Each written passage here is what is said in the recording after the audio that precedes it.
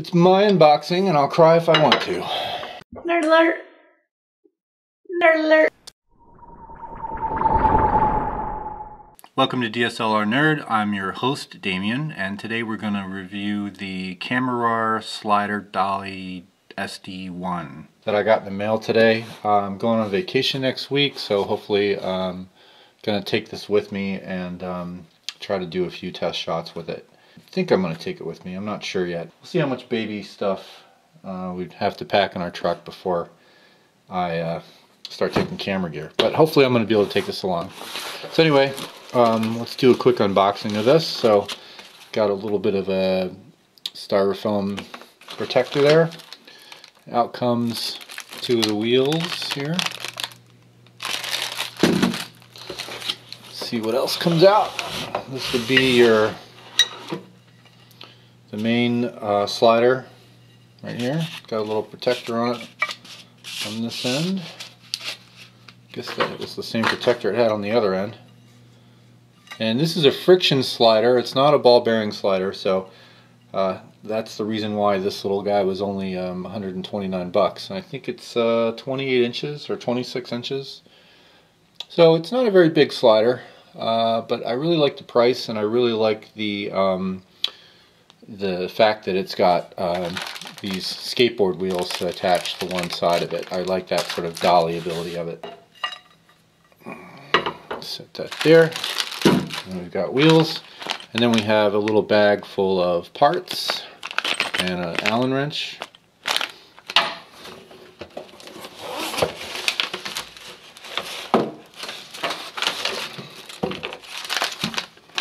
We've got a little bit of an instruction manual here. It's pretty easy to figure out. Another set of wheels.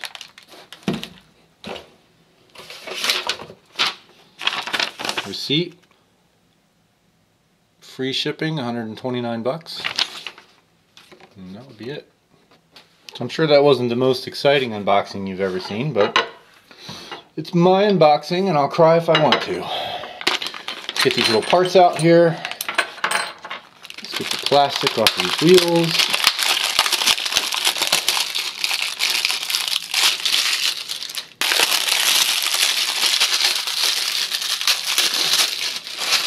So this is what comes with your Kamerar slider dolly. So let's put this guy together. Got this little bolt right here that is your tightening tension knob. These obviously go on either end here, and these obviously go on top of them to tighten it. But how do they? Let's see. This unscrews here, and you've got a little washer and the nut there, and there's a little rubber. This is rubber on the top. So it looks like the rubber thing goes underneath, so you need to take this out.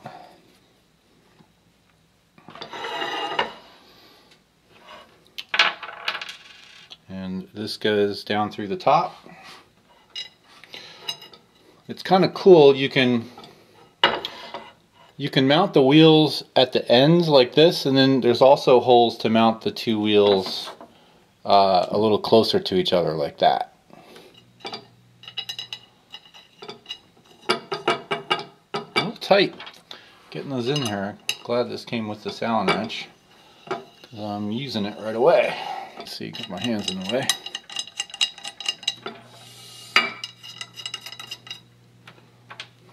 Keep tightening that all the way down. Good. So that's tight.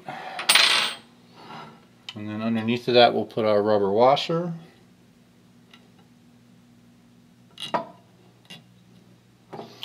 And then through the not threaded hole we'll put the one end of the wheel. And then I assume on the bottom here we'll put that little washer, and then this little hand tightening rod, like so.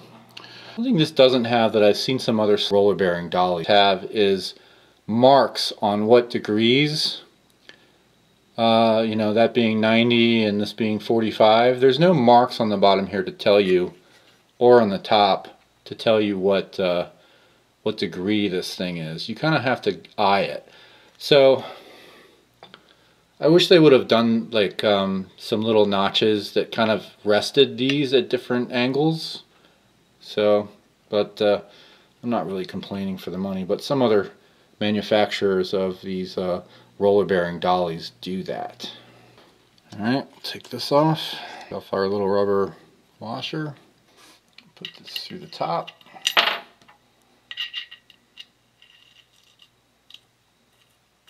Right away it's got some resistance, so let's tighten it past that. I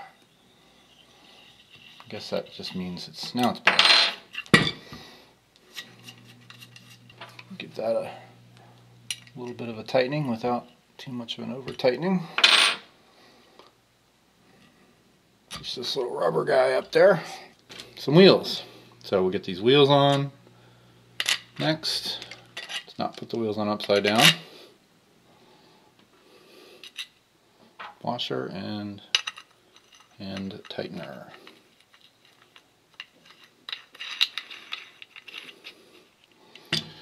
So you're going to have to kind of eye what's straight with this. And tightening turns it. See that? I'm kind of trying to eyeball this sort of and tighten it at the same time. So you have to kind of hold it. It's not the easiest to tighten fully. I've kind of hand cranked it a little bit. Hand crank this a little bit. Relatively tight. That's pretty solid. So right now as it came, these little rubber feet were down. So I'm gonna loosen these up a little bit to free the wheels up. So once you loosen these all the way up, there's also a little guy right here that is tight, that you can tighten to kind of lock this in from turning. Okay. Now, as I said, you've got two other holes, one there and one over here, to bring these wheels in tighter if you want. And you've also got a 3/4 and a 1/4 inch tripod mount, so that you can mount this onto your top of your tripod. And as well as, it looks like a 1/4 inch at one end and a 1/4 inch at the other end. So if you really want this stable, you can mount one end to one tripod and the other end to another tripod. Alright, so being that this is a friction slider and not a ball bearing slider, so these are pretty much a bit of silicone in there that's sliding on this metal. See that white stuff? And there is a little bit of play in this, as one side of it. There's a little bit of play in both sides. I don't think it's as bad as I've seen on some videos. It's not too bad. So because this is a friction slider, not a ball bearing slider, you don't want to put a ton of weight on this. I don't think you want to put a 501 or a 701 Manfrotto fluid video head on top of this thing. I'm just going to go with a little ball head that I probably paid, I don't know, 15 bucks for, or 20 bucks on Amazon. I'll link it. Just a nice little metal ball head with a little quick release here is all I'm going to do. The top of the slider just has a 3/4 inch bolt for a head, so, which is good because that's kind of standard, I think.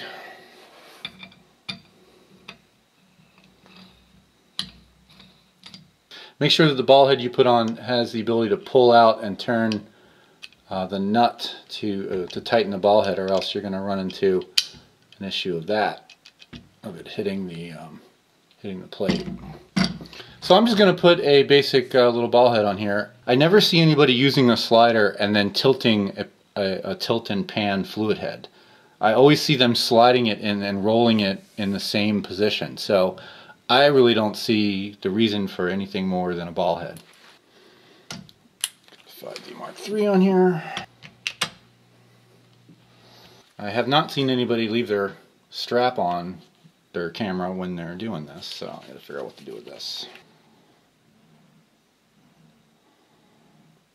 Alright, so I went and got a wider lens. I've got the 17 to 40 on here now.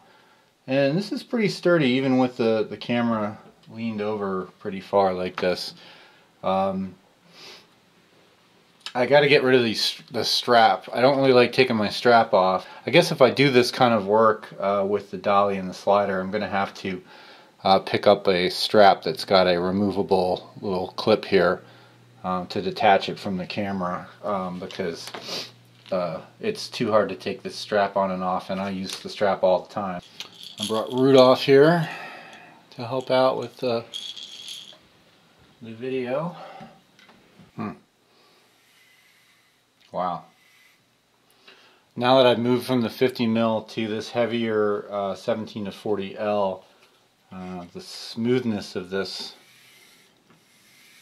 friction glider has gone down considerably.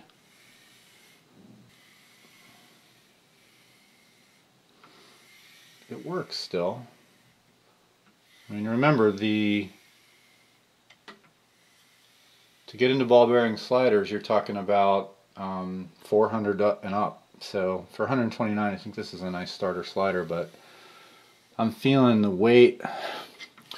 The weight of this ball head is pretty considerable. The weight of the 5D Mark III is pretty considerable, and then you've got the 17 to 40L on here. So the three of these are weighing this down pretty good. I've got the tension all the way loose. I'm just kind of holding the strap here. I've got the 4 feet down on all four.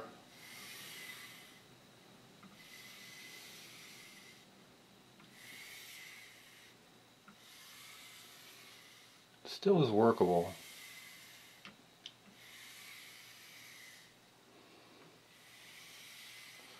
Like doing good pans, this is going to take some practice to get smooth, and a few shots, I think.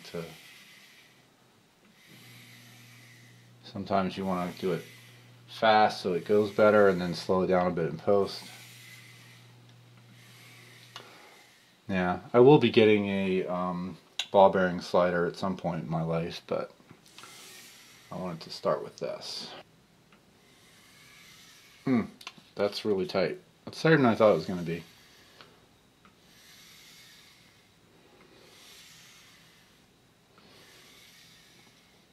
So maybe I'll find a ball head that doesn't weigh as much.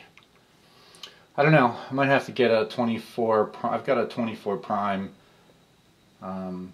That's might work a little better than this. I'm not as impressed as people have been on the internet. So you can see I've got an angled camera on a pretty heavy ball head with a pretty heavy L lens. Perhaps if I come off that angle and get it straight up and down. Yeah, that does work a little bit better.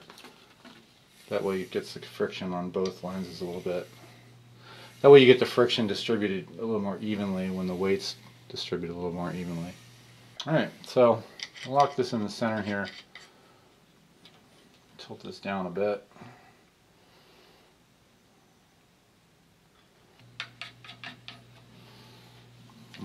Obviously that's a better motion. On a table like this, it's much better than the slider.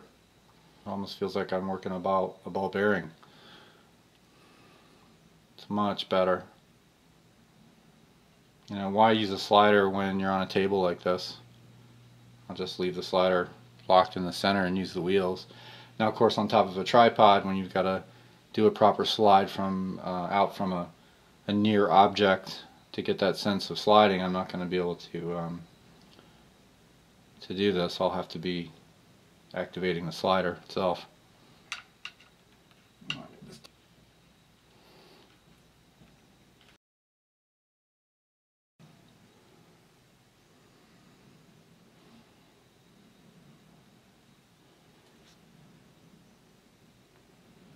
You don't want to go off your table. I'm liking this a lot better than that slider works. If you're just doing tabletop work like this. It's a little better, as I said, when the camera is not tilted too far forward. I'm feeling a little better of a slide this way because the weight's all centered on both of the sides of the slider here, instead of the weight kind of pulling it toward one edge. This is a little better than it was working the other way. Yeah, for 129 bucks, you really can't beat it. Thanks for watching today. If you like this content, please subscribe. And check out my blog at dslrnerd.com. Thanks for watching. Have a great day.